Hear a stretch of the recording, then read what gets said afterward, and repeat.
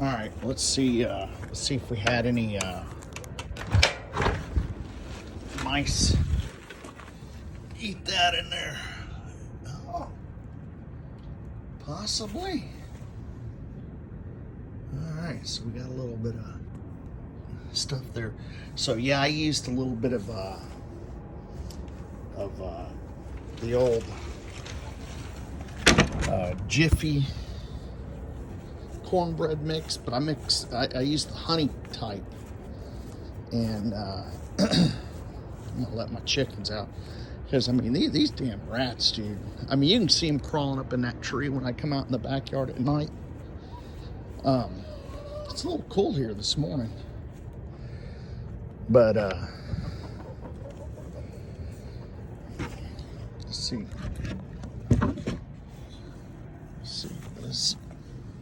Okay, so I don't know if any of them got into that, but it looks like they got into that other one.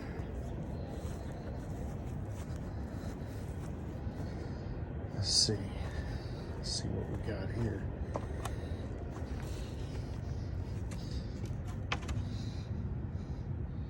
Okay, yeah, now, so we got bugs in there.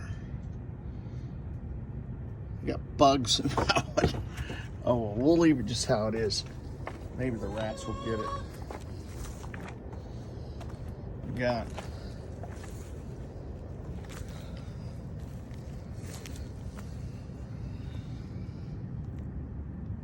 looks like we got bugs in that one. So yeah, they literally. Okay, here.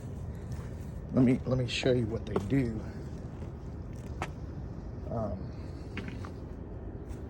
So, okay, so there's a poison trap, and and I've all these traps here. I just need to throw them away, but they've all killed so many rats and mice that they're hard to set because the springs are so the triggers are so sensitive, and you end up catching your finger. So they come down the side of this board here, these rats do, and they go into my coop, and I guess they eat all the leftover feed, the grain in there, and then.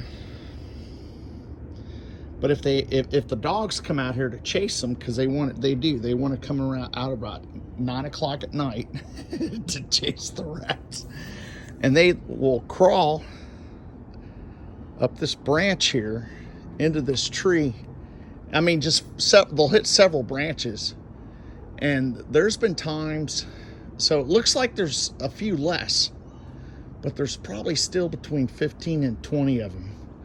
But you can literally see the tree branches shaking. Not so much now. You could, one time there was a bunch, like I killed like 6 in one night, 7 in one night, and so they're dwindling in numbers. But like I said, these traps, and I don't know if that poison, this is a poison trap, or a poison deal, but I don't even know if they are eating it.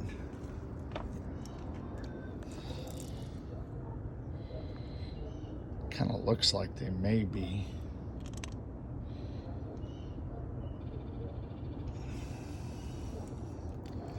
But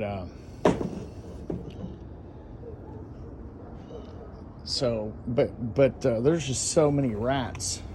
I mean, all the neighbors are gonna have to get on like a rat program. I mean, you can trap them, but these wire traps,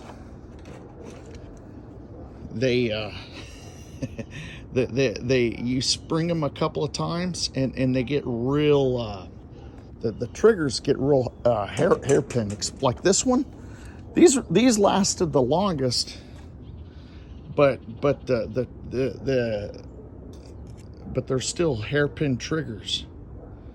And after a couple of sets, and you end up like getting your fingers, the end of your fingers mashed, and it's just you don't feel like using them once you do that, you know. But these stupid rats will climb up these branches and go in these trees, and then you can catch them.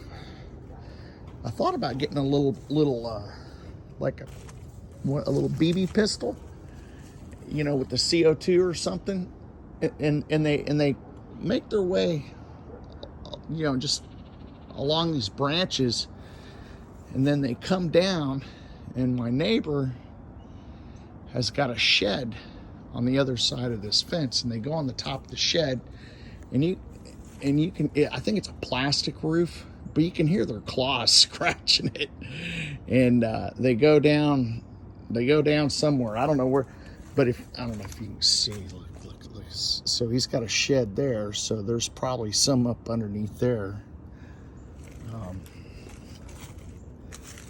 I mean, but it's bad. Here, let's see. Oh, there's another shed. Okay. Oh, he put up another shed. Looks like there's a couple of sheds. Okay. So, but they're really bad. And, you know, they've just, like, look at all these traps.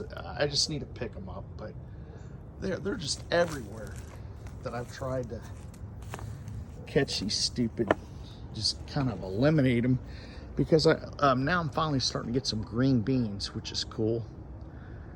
But I'm gonna have to come in here and readdress this garden here. Like those rats, they like to eat the leaves from the peppers.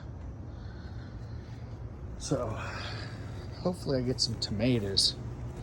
I haven't had a decent tomato all year. There's my basil's doing real well.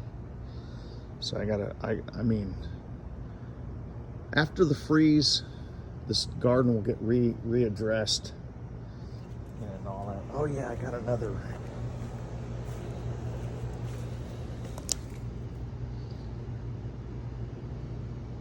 Okay.